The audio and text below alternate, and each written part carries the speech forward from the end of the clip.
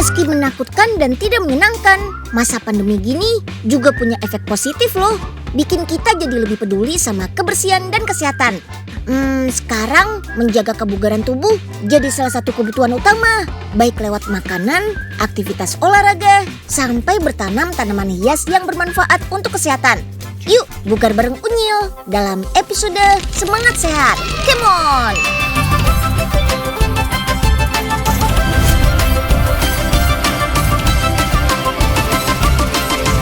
Si Unyil, yuk kita come on! Ada yang tahu nggak ini apa? Kalau dilihat dari warna dan bentuknya, sayuran ini sering disamakan dengan oyong. Padahal ukuran oyong jauh lebih besar.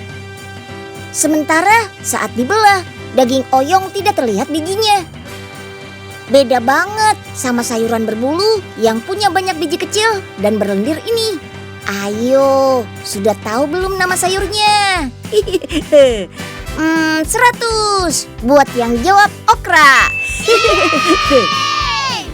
Di Indonesia, sayuran berlendir ini memang gak terlalu populer. Padahal justru kandungan serat dan lendir pada okra lah yang bermanfaat baik untuk tubuh.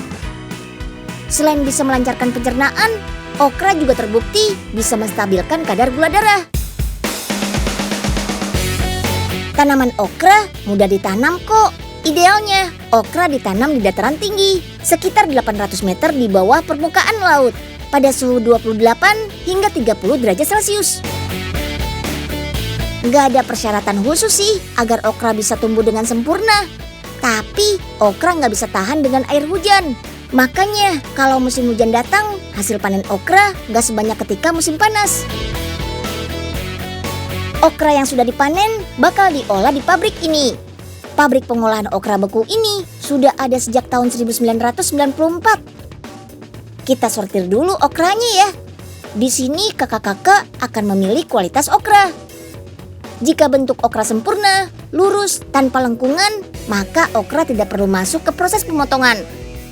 Dalam satu hari, pabrik pengolahan okra ini bisa menghasilkan lebih dari 10 ton okra. Oke, lanjut ke proses pemotongan. Okra yang sempurna akan memiliki biji rata tanpa ada jarak seperti ini. Kalau ada jarak seperti ini, akan kita olah menjadi potongan okra beku. Setiap tahunnya, okra sebanyak 1.500 ton ini dikirim ke luar negeri seperti Jepang, Australia, dan masih banyak lagi. Kita cuci okranya. Proses pencucian bukan sembarang mencuci ya. Ada kandungan rahasia pada air untuk menghilangkan kotoran atau pestisida yang masih ada pada okra. Selanjutnya, kita rebus okranya di mesin perebusan. Dengan bantuan conveyor belt, okra akan masuk ke tabung besar untuk direbus dengan suhu kurang lebih 100 derajat Celcius. Perebusan okra dilakukan hampir selama 10 menit. Nah, okra yang sudah direbus akan melewati air bersuhu 18 derajat Celcius. Tujuannya supaya bentuk okra tetap terjaga, sekaligus menghancurkan bakteri yang ada.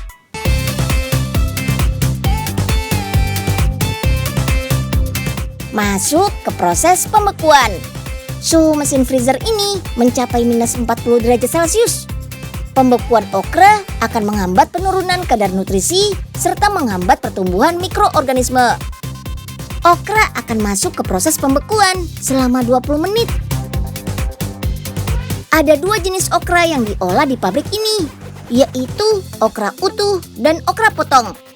Okra ini dipotong dengan ketebalan 2 cm. Ada beberapa macam ukuran okra yang dijual, 500 gram dan 1 kg. Banyak orang yang gak suka okra karena saat dipanaskan, sayuran ini bakal terasa lengket dan berlendir. Tapi di Semarang, Jawa Tengah ada loh yang mengolah okra jadi jelly. Wah, gimana rasanya ya? Yuk, kita come on! Kita mulai bikin jelly okranya yuk, come on! Okra yang sudah dicuci bersih, dipotong kecil-kecil seperti ini. Ketika dibelah, lendirnya memang tidak terlihat, tapi saat dimakan bakal langsung terasa di mulut. Tapi jangan salah ya, meski begitu, okra ini tinggi serat, terus mengandung protein, karbohidrat, lemak, magnesium, dan pastinya rendah kalori. Makanya ramah banget deh buat gula darah. Lanjut, okranya kita rendam nih pakai air panas. Terus simpan dalam kulkas selama 1 hari. Ya mirip kayak bikin infus water gitu deh.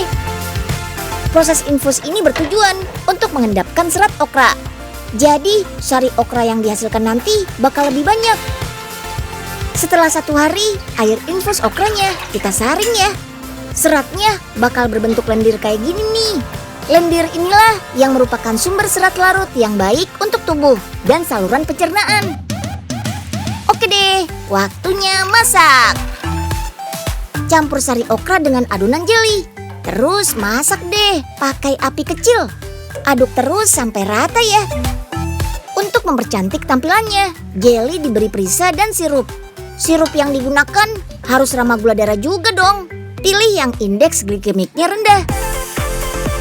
Tada! Jeli okranya sudah jadi nih. Tapi sebelum dikemas, tunggu dingin dulu ya. Jeli ini punya 2 varian rasa. Ada leci dan koko pandan. Teman-teman di rumah mau yang mana nih? Kalau Unyil sih mau bawa semuanya buat oleh-oleh. Oh iya, meski ramah buat gula darah, konsumsi jeli okranya gak boleh berlebihan ya. Harus diseimbangkan juga dengan konsumsi makanan sehat lainnya.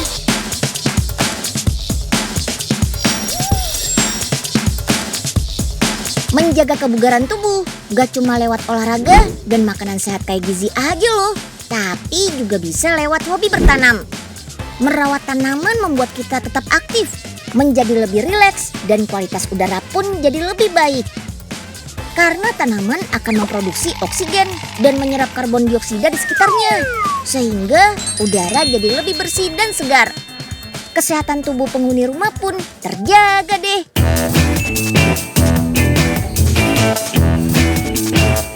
Ada beberapa tanaman hias yang sedang menjadi primadona saat ini, yaitu jenis bromeliad dan philodendron. Bromeliad merupakan tanaman hias dari keluarga nanas-nanasan. Jelas terlihat dari sisi daunnya yang berduri, warna cerah dan corak unik yang menjadi daya tarik khasnya. Sedangkan philodendron memiliki daya tarik tinggi dari bentuk pohon dan daunnya yang bakal bikin ruangan terasa makin asri. Gak sekedar sedap dipandang, 2 tanaman primadona ini juga baik untuk kesehatan kita loh. Tanaman hias bromeliad mampu menyerap benzena, yang merupakan senyawa beracun yang banyak ditemukan pada lingkungan rumah. Bisa dari asap kendaraan, cat tembok, atau alat penghilang bau. Tanaman hias philodendron juga gak kalah hebat.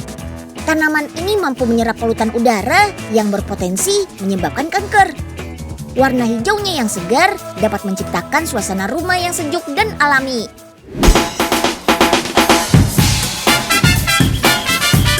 Nah, supaya tanaman ini dapat tumbuh dengan baik, perawatannya gak boleh sembarangan. Harus sesuai dengan kebutuhannya.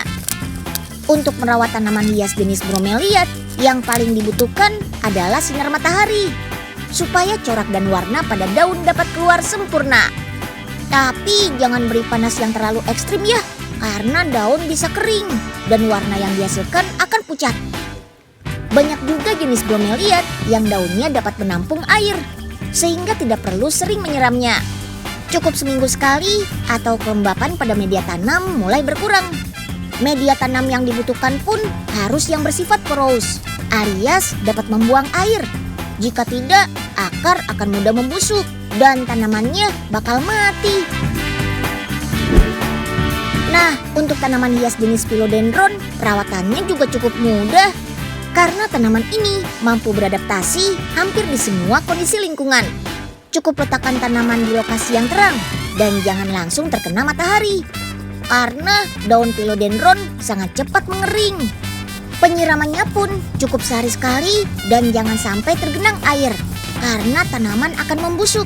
Jadi pastikan pot yang digunakan juga memiliki lubang drainase ya. Nah, gimana? Mudah kan merawat tanaman?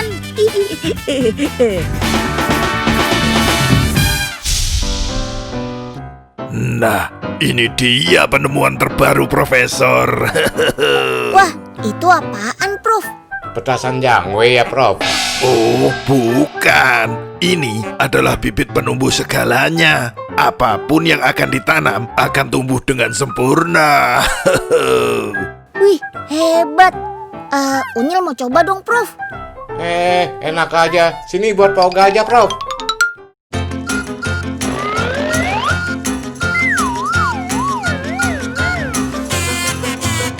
Kalau ini yang ditanam, kan Oga bisa cepat kaya.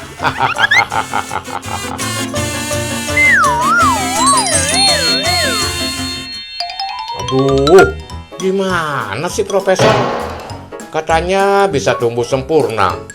Masa Oga nanam uang kok hasilnya bolong-bolong begini? Oh ya jelas, bibit yang Pak Oka pakai tadi mengandung sel tanaman monstera alias janda bolong. Jadi apapun yang ditanam hasilnya akan bolong-bolong juga. Kalau begini Oga rugi dong.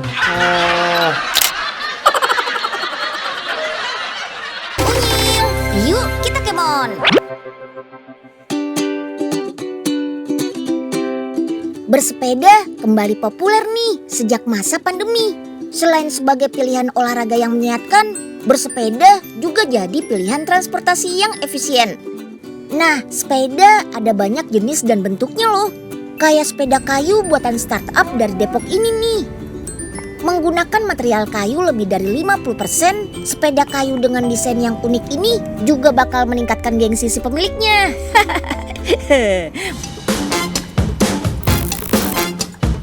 Ini dia bahan baku utamanya.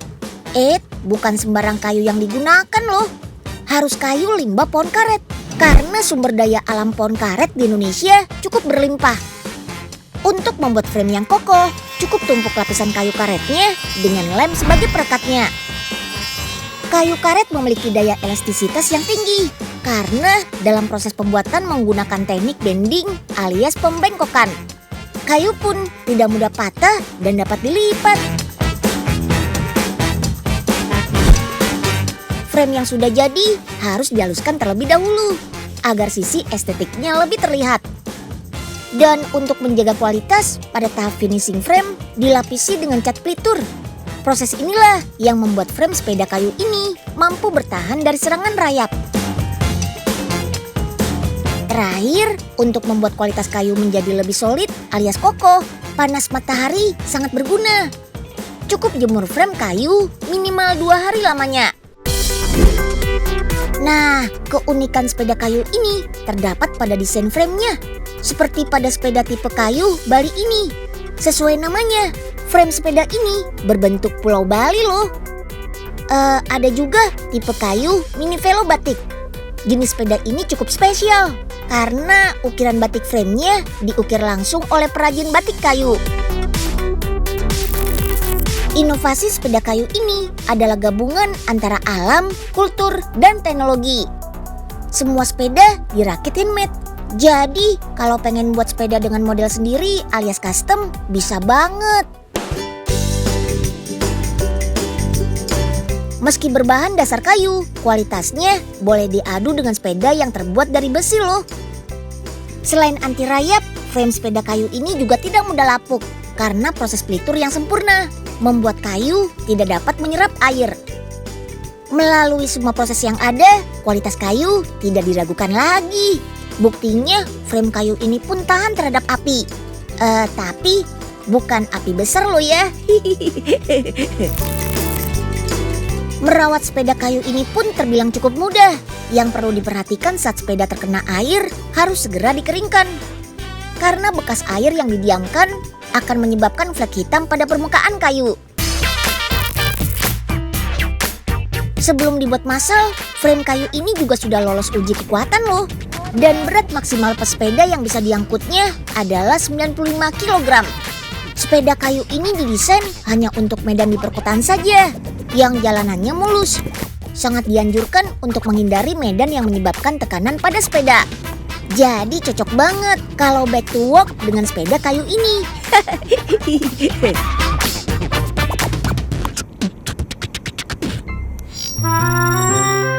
Aduh, daripada sakit gigi gini, mendingan sakit hati deh. Aduh, sakit. Ya, gimana mau sehat Pak Oga? Ke dokter gigi aja nggak berani. Aduh, Dan, Pak Oga kan takut dicabut giginya. Kalau rutin ke dokter gigi tuh, pasti gigi bolong Pak Oga bisa dicegah. Jadi giginya nggak bakal dicabut juga. Pak Oga, Usro, nih Usra bawain ramuan dari profesor. Mudah-mudahan bisa mengatasi sakit gigi Pak Oga ya. Nah, Dan Usro pengertian banget deh. Cepet Pak dipakai, biar nggak sakit lagi. iya Pak, ayo coba. Aduh, Dan Usro, kenapa gigi Pak Oga jadi begini? Ya ampun, Pak Oga. Ayo kita kabur. Dan Usro, jangan kabur. Tolongin Pak Oga dulu. Dalam usaha menjaga kebugaran tubuh, selain memastikan kebersihan tangan, penting juga nih untuk menjaga kesehatan gigi dan mulut. Apalagi saat masa pandemi kayak sekarang, karena rongga mulut merupakan pintu gerbang masuknya virus dan beresiko tinggi menularkan maupun ditularkan. Meski masih dalam masa pandemi, kita tetap bisa kok berkunjung ke klinik gigi apabila mengalami kondisi yang tergolong darurat, seperti rasa nyeri yang parah karena dapat meningkatkan resiko infeksi. Nah, biar tetap aman selama mendapatkan perawatan gigi saat pandemi, pastikan klinik gigi yang kita datangi sudah memberlakukan protokol kesehatan ya, seperti klinik gigi yang ada di daerah Jakarta Selatan ini. Semua pekerja yang bertugas menggunakan perlengkapan APD dan pasien yang datang wajib mengikuti protokol kesehatan. Mulai dari cek suhu tubuh, menggunakan hand sanitizer, dan juga menggunakan APD lengkap khusus pasien. Social distancing tetap diberlakukan dengan membatasi jumlah pasien yang datang, maksimal hanya 5 orang dalam satu hari. Ruangan tidak hanya dibersihkan menggunakan cairan disinfektan saja, tapi juga menggunakan lampu sinar UV yang mampu membunuh virus, kuman, dan bakteri. Untuk menjaga udara tetap bersih, ruang perawatan juga dilengkapi dengan HEPA filter, alias alat penyaring udara. Semua alat-alat pemeriksaan juga rutin dibersihkan menggunakan cairan disinfektan, serta alat steril loh. Oh iya, di klinik gigi ini ada treatment perawatan gigi yang menggunakan teknologi terbaru loh, namanya Aquacare. Aquacare merupakan treatment pembersihan gigi yang sangat aman dan nyaman, terutama untuk anak-anak. Menggunakan bubuk dental care yang berfungsi mencerahkan dan menghilangkan rasa ngilu saat gigi dibersihkan. Cara kerjanya cukup disemprotkan pada permukaan dan sela-sela gigi. Sayangnya saat masa pandemi, Organisasi Persatuan Dokter Gigi Indonesia alias PDGI menyarankan untuk tidak melakukan treatment ini. Dikhawatirkan bila ada virus dalam mulut pasien akan tersebar melalui efek semburan cairan yang dihasilkan dari treatment. Setiap dokter gigi mempunyai cara dan teknik tersendiri untuk membuat anak tidak takut dalam menjalani perawatan gigi. Seperti perlakuan yang lembut dan ramah yang bisa membuat anak merasa tenang. Selain itu, suasana klinik gigi yang nyaman juga akan membuat anak merasa senang. Biasanya, dokter juga akan memberi reward kepada pasien setelah perawatan loh. Wah, kalau gini jadi makin semangat kan nih. Bukannya takut, malah pengen balik terus.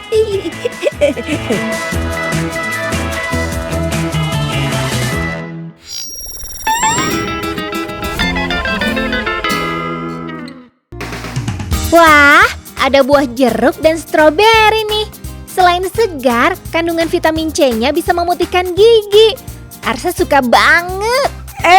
Ada Kakak Arsa. Hai Usro. Loh, kok bawa-bawa arang sih? Nggak tahu nih Pok Ipe. Mana udah berat, bikin cemong lagi. Iya sih, tapi biar gitu, arang punya banyak manfaat loh, Sro. Iya, buat bakar sate kan? Bukan cuma itu, arang juga bisa mengikat noda dan karang pada gigi. Makanya bisa bikin gigi putih dan bersih. Yang bener Kak. Usro cobain Dah si Usro, lama banget. Ngapain aja sih? Ya elah nih bocah, ngeganya mapan sih. Nah yo, keselak areng dah. Lagian kurang kerjaan aja. Aduh, Usro, Kak Arsa kan belum selesai ceritanya. Penggunaan arang untuk memutihkan gigi hanya digunakan pada zaman dulu. Kalau sekarang kan sudah banyak teknologi canggih yang lebih praktis. Aduh, mana pahit banget lagi nih arengnya. Makanya, jangan main embak aja, Sro. Lain kali denger sampai selesai dulu ya, Sro.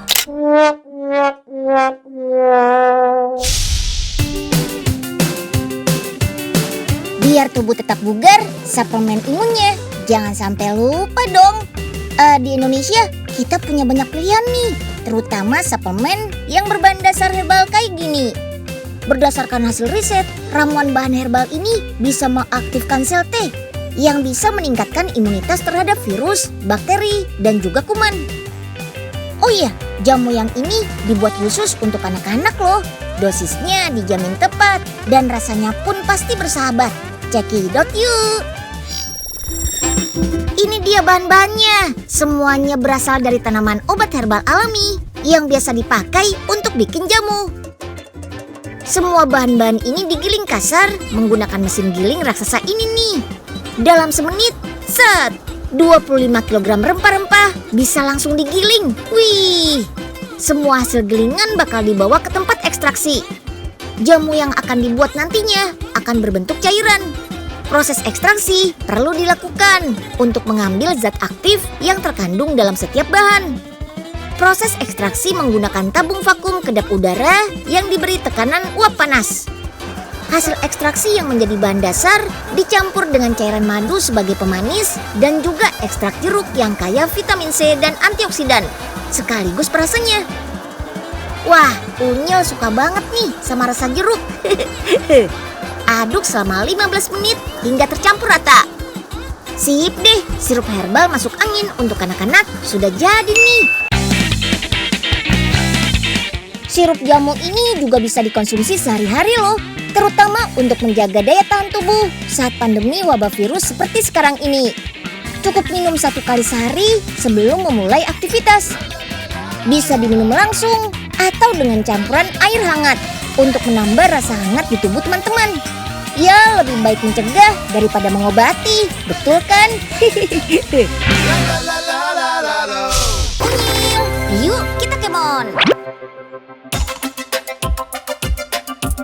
Teman-teman, melihat kasus COVID-19 yang terus bertambah, kita harus makin semangat nih hidup sehatnya. Dan yang pasti, jangan lupa untuk selalu patuh sama protokol kesehatan. Dan semoga pandemi virus ini cepat berlalu. Unyil pamit dulu ya. Dadah! Informasi